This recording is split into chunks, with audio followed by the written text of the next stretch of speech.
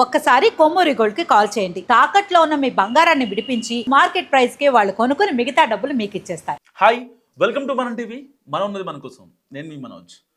దేశ రాజధాని ఢిల్లీ నుంచి బాంబే ఎయిర్ ఇండియా ఫ్లైట్ బయలుదేరింది. ఈరోజు తెల్లవారుజామున 3:20 ఢిల్లీ ఎయిర్పోర్ట్లో టేక్ ఆఫ్ అయింది ఫ్లైట్. టేక్ ఆఫ్ అయిన కొద్ది నిమిషాల్లోనే 5 నిమిషాలకే 2 ఇంజన్లు కూడా ఆగిపోవడం జరిగింది. బ్రేకింగ్ న్యూస్ చూస్తున్నాం మనం టీవీ స్క్రీన్ పై. ఢిల్లీ నుంచి బాంబేకి బయలుదేరిన ఎయిర్ ఇండియా AI-887 విమానానికి త్రుటిలో ప్రమాదం తప్పింది. ఈరోజు తెల్లవారుజామున 3:20 ఇందిరాగాంధీ ఇంటర్నేషనల్ ఎయిర్పోర్ట్ నుంచి టేక్ ఆఫ్ అయిన కొద్దిసేపటికే విమానం కుడివైపు ఇంజిన్ అంటే ఇంజిన్ నెంబర్ 2లో ఆయిల్ ప్రెషర్ ఒక్కసారిగా 0కి పడిపోయింది. ఈ ఎమర్జెన్సీ సిచ్యువేషన్ గమనించిన పైలట్స్ వెంటనే అప్రమత్తమయ్యారు. సో విమానాన్ని తిరిగి ఢిల్లీకి మళ్లించి సురక్షితంగా ల్యాండ్ చేయడంతో 175 మంది ప్రయాణికులు ఊపిరి పీల్చుకున్నారు. సాధారణంగా విమాన ఇంజిన్ భాగాలు వేడెక్కకుండా సజావుగా పనిచేయడానికి ఇంజిన్ ఆయిల్ ఎంతో కీలకంగా ఉంటుంది అనమాట. సో ఆయిల్ ప్రెషర్ 0కి పడిపోవడం అనేది విమానయాన రంగంలో అత్యంత ప్రమాదకరమైన టెక్నికల్ ఫెయిల్యూర్గా పరిగణిస్తారు. సో ఆయిల్ ప్రెషర్ అనేది గ్రాడ్యువల్గా డిక్రీజ్ అవుతూ ఉంటుంది, అంటే స్టెప్ బై స్టెప్. బట్ అమాంతం ఒక్కసారి పడిపోదు. సో ఆ ఆయిల్ ప్రెషర్ 0కి పడిపోవడంతో టెక్నికల్ ఫెయిల్యూర్ వచ్చింది. దీనివల్ల ఇంజిన్ మంటలు అంటుకోవడం లేదా పూర్తిగా నిలిచిపోయే ప్రమాదంగా ఉంటుంది. ఏముంటుంది, ఒకవేళ మంటలు చెలరేగినా కానీ ఆన్ ఎయిర్లో ఇబ్బంది, ఎందుకంటే టేక్ ఆఫ్ అయ్యి 5 మినిట్స్ అవుతుంది. సో ఇంకా అంటే ఒక ట్రోపో స్ట్రాటో ఐనో ఆవరణాలు ఉంటాయి కదా, సో ఆ ఐనో లేయర్కి చేరుకోవడానికి దాదాపుగా ఒక 10 నిమిషాలు టైం పట్టుద్ది. ఎయిర్పోర్ట్ నుంచి ఆ ఫ్లైట్ టేక్ ఆఫ్ అయ్యి సో ఒక సమస్థల స్థితి అంటారు కదా, ఆ కాన్స్టెంట్ హైట్కి చేరుకోవడానికి దాదాపుగా 10 మినిట్స్ టైం పడుతుంది. సో 10 మినిట్స్ టైంలో ఆ ఫ్లైట్ వెళ్ళే మార్గాన్ని బట్టి అవన్నీ డిసైడ్ అవుతాయి అన్నమాట. ఆల్రెడీ డిసైడ్ అవుతాయి, బట్ ఆ కాన్స్టెంట్ పాయింట్కి వెళ్ళడానికి ఒక 10 మినిట్స్ అయితే పక్కా పడుతుంది. అలాంటి టైంలో ఇంజిన్ ఆగిపోతే ఇక ఫైర్ అవుతుంది, లేదంటే అక్కడి నుంచి ప్లేన్ క్రాష్ అయ్యే ప్రమాదం కూడా ఉంది. నిజంగా పెను ప్రమాదం తప్పిందని చెప్పుకోవచ్చు. దీనివల్ల ఇంజిన్లో మంటలు అంటుకోవచ్చు, లేదంటే ఆ ఫ్లైట్ క్రాష్ అయ్యే ఒక పాయింట్ కూడా ఉంది. అయితే బోయింగ్ 777-737 విమాన సిబ్బంది సరైన సమయంలో స్పందించి స్టాండర్డ్ ఆపరేటింగ్ ప్రొసీజర్ పాటించడంతో పెను ముప్పు తప్పింది.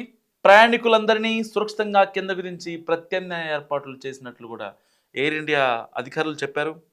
గత కొద్ది రోజుల్లో ఎయిర్ ఇండియా సంస్థకు చెందిన విమానాల్లో సాంకేతిక లోపాలు తలెత్తడం ఇది రెండోసారి. 4 రోజుల క్రితం డిసెంబర్ 18 గన్నవరం ఎయిర్పోర్ట్ నుంచి వైజాగ్ వెళ్లాల్సిన ఎయిర్ ఇండియా ఎక్స్ప్రెస్లు కూడా ఇలాంటి ఇంజిన్ సమస్య తలెత్తింది. ఆ విమానంలో మాజీ ఉపరాష్ట్రపతి వెంకయ్య నాయుడు, చాలామంది పొలిటీషియన్స్, విఐపీలు ఉన్నారు. అయితే టేక్ ఆఫ్కు ముందే ఈ లోపాన్ని గుర్తించి విమానాన్ని రద్దు చేయడంతో ప్రమాదం తప్పింది.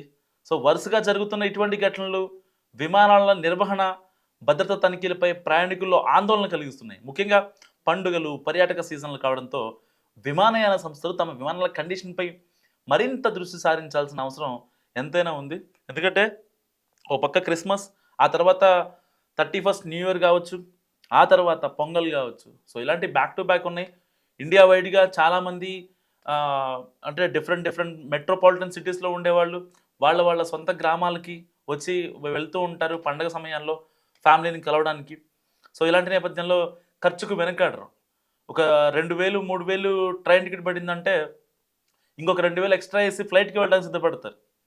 ఆ ట్రైన్ కోసం వెయిట్ చేసి ఒక 24 గంటలు ట్రావెల్ చేసి, ఒక 16 అవర్స్ ట్రావెల్ చేసి, సో ఇలాంటివి చేయడానికి అంతగా ఇంట్రెస్ట్ చూపించరు బేసిక్గా. సో ఇలాంటి నేపథ్యంలో ఎలాగైనా సరే సో ఈ క్వాలిటీ చెక్ టీమ్ ఏదైతే ఉంటుందో వీళ్ళంతా కొంచెం జాగ్రత్తగా వహించాలని కూడా నిపుణులు చెప్తున్న పరిస్థితి. సో ఏదైనప్పటికీ ఇది as it is Ahmedabad air India ఘటనలాగే అనిపిస్తుంది చూడటానికి. ఎందుకంటే ఆ రోజున కూడా ఇంజన్ ఫెయిల్ అవ్వడం, సో ఇప్పుడు ఇంజన్ ఫెయిల్ అవ్వడం, రెండు ఒకే సమస్యలు. సరే అక్కడ ఆయిల్ ప్రెజర్ తగ్గిందా, లేకపోతే ఇంజిన్లోకి ప్రాపర్గా ఆ యొక్క లిక్విడ్ అయితే ఫ్లో అవ్వలేదా అనేది ఇలాంటి రీజన్స్ పక్కన పెడితే సో 2 ప్రమాదాలు ఒకేలా ఉన్నాయి.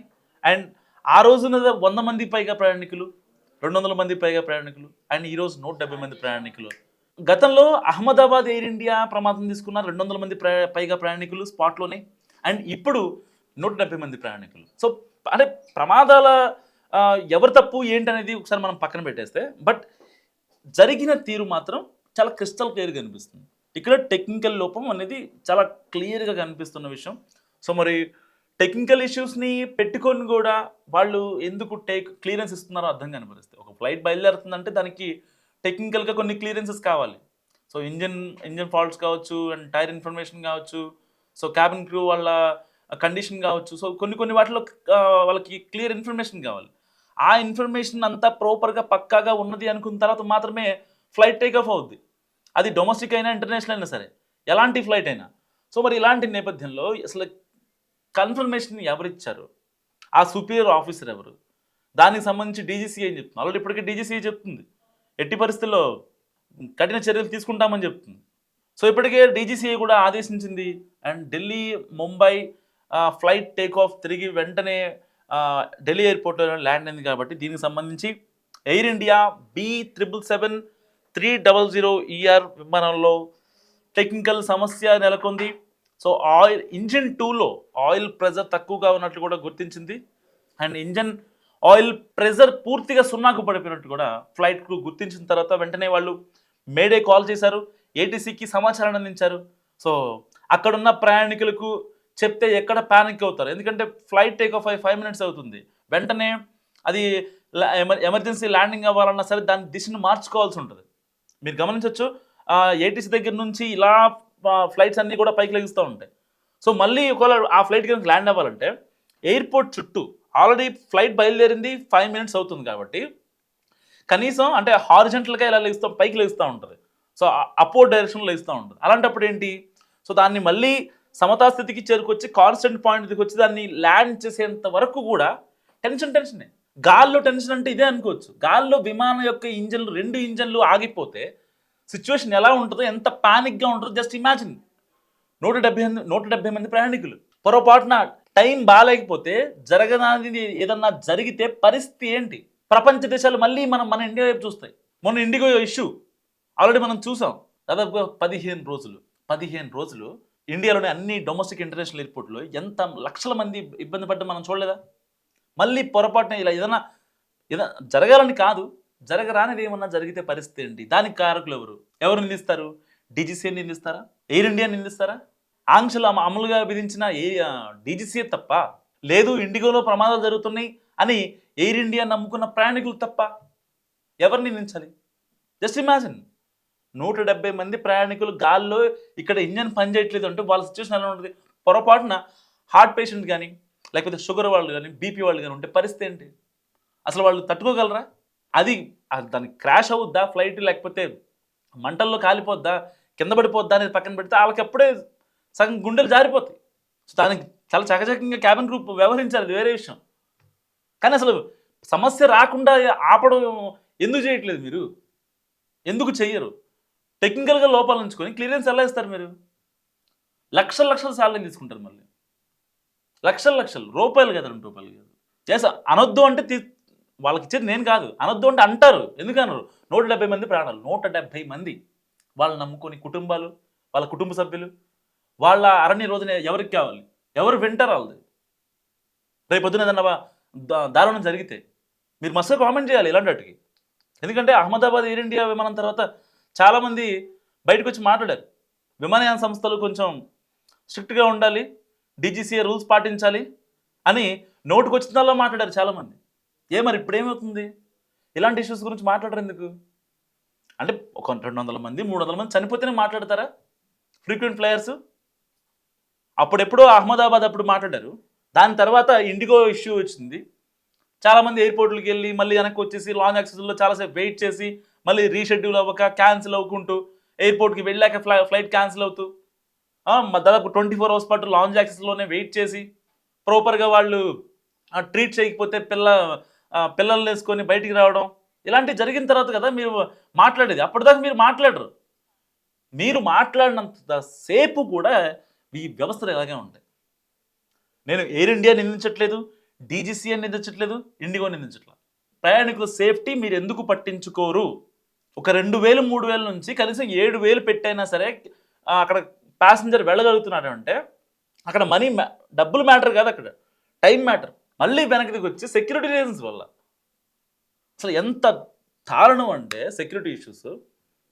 ఫ్లైట్ ఎగిరింది, టేక్ ఆఫ్ అయిన తర్వాత ఏదైనా అనుకోని ప్రమాదమో లేదంటే ఫ్యూయల్ లేకపోవడమో, మంచు ఎక్కువ ఉండడమో, వాతావరణం అనుకూలించలేకపోవడమో, ఏదన్నా పక్షి మూతి వచ్చి ఇంజన్లోకి వెళ్ళిపోవడమో, ఇంజిన్ దెబ్బతినడమో, ఇలాంటివి అంటే ఎవరైనా యాక్సెప్ట్ చేస్తారు. దానివల్ల అంత డేంజర్ ఏం అవ్వదు పక్షి ఢీకొనడం వల్ల. కానీ ప్రాపర్ క్లియరెన్స్ ఇచ్చిన తర్వాత ఇంజిన్ అంతా సెట్ రైట్ ఉంది అని అనుకున్న తర్వాత 5 నిమిషాలకే మళ్ళీ ఫ్లైట్ ఎలా ల్యాండ్ అవుద్ది? మేడే కాల్ చేయాల్సిన అవసరం. వన్స్ మేడే కాల్ వచ్చిందంటే ఆన్ ఎయిర్లో ఉన్న ఫ్లైట్ నుంచి ఏటీసీకి మేడే కాల్ వచ్చింది అంటే ఇంకా ఆల్మోస్ట్ ఇక ఆ ఫ్లైట్ సేఫ్గా ల్యాండ్ అవ్వదని అర్థం. ఎన్ని ఘటనలు చూడలేదు మనం. 2016లో దారుణమైన ఘటన జరిగింది. లాస్ట్ మేడే కాల్ అంతే. మేడే కాల్ తర్వాత ఇంకా అక్కడ ఫ్లైట్ లేదు, ప్యాసింజర్ లేరు. 2017, 2019, 2020, 2023 అండ్ 25 మరి బ్లాస్ట్ అహ్మదాబాద్ ఎయిర్ ఇండియా ప్రమాదం. ఇంకెన్ని చూడాలి? నా ఎగ్జైట్మెంట్కి కారణం ఏంటంటే సేమ్ అహ్మదాబాద్ ఎయిర్ ఇండియా ప్రమాదం జరిగిన ఇదిలోనే సేమ్ ఇది ఉంది. లూప్ సేమ్ కదా, టెక్నికల్ రీజన్ సేమ్. ఇక్కడ వీళ్ళకి పైలట్లకి చాకచక్యంగా చేసే ఒక లూప్ ఉంది కాబట్టి వీళ్ళు వచ్చి రాగలిగారు. ఒకవేళ రాలేకపోతే పరిస్థితి ఏంటి? ఒక 15 నిమిషాలు అయిన తర్వాత టేక్ ఆఫ్ అయిన తర్వాత వెనక్కి రావాలని రావచ్చు, కానీ వన్స్ టేక్ ఆఫ్ అవ్వగానే వెంటనే ఎమర్జెన్సీ ల్యాండింగ్ అంటే చాలా కష్టం. అంటే నేనేం ఫ్లైట్లు తోలలేదు, బట్ చెప్తున్నా, టెక్నికల్గా మాట్లాడుతున్నాను. మీరు ఏటీసీ వ్యూ దగ్గర నుంచి కొన్ని వీడియోస్ గూగుల్లో ఉంటాయి చూడండి, యూట్యూబ్లో కూడా ఉంటాయి. ఏటీసీ వ్యూ దగ్గర నుంచి ఒక ఫ్లైట్ అపోర్డ్ డైరెక్షన్లో ఇలా ప్యారలల్గా లేచిన తర్వాత టేక్ ఆఫ్ అయిన తర్వాత సో వన్ ఫుల్ రొటేషన్ కొడుతుంది అనమాట. ఎయిర్పోర్ట్ చుట్టూ ఒక ఫుల్ రొటేషన్ ఉంటుంది. ఆ ఎయిర్పోర్ట్ చుట్టూ ఫుల్ రొటేషన్ వెళ్ళిన తర్వాత ఐనోల్ లేయర్లో అయితే భూమికి దాదాపుగా ఒక 3 నుంచి 5 కిలోమీటర్ల మధ్యలో ఒక ఐనోల్ లేయర్ ఉంటుంది. ఆ ఐనోల్ లేయర్ వెళ్ళిన తర్వాత ఒక కాన్స్టెంట్ మిడ్ పాయింట్ ఉంటుంది అనమాట.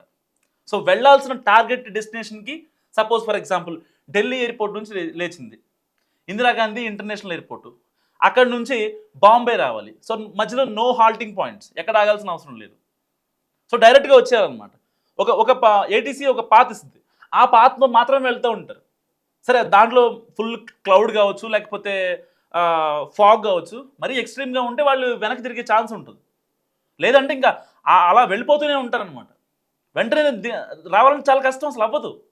మళ్ళీ వాళ్ళు ఒక ఫుల్ రొటేషన్ చేసిన తర్వాత ఎయిర్పోర్ట్ చుట్టూ ఆ 3 కిలోమీటర్ డిస్టెన్స్ తగ్గించుకుంటూ సో గ్రౌండ్కి రావాలి. కాబట్టి 3 km హైట్ నుంచి గ్రౌండ్కి రావాలంటే ఒక బోయింగ్ విమానం, ఇది నార్మల్ ఫ్లైట్ కాదు, అది Boeing flight, air India Boeing flight 777 series flight అది.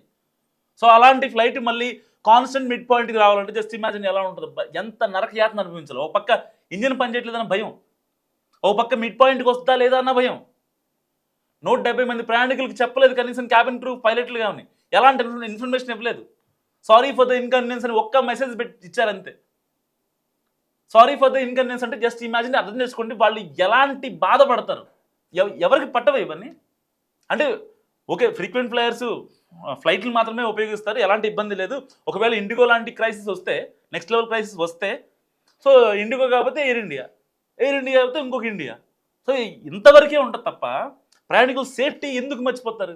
డీజీసీ ఆదేశాలను ఎందుకు మీరు తొందరలో దొక్కుతారు? నాకు అర్థం కాదు. సో మస్తు కామెంట్ చేయండి, చూస్తూనే ఉండండి మనం టీవీ.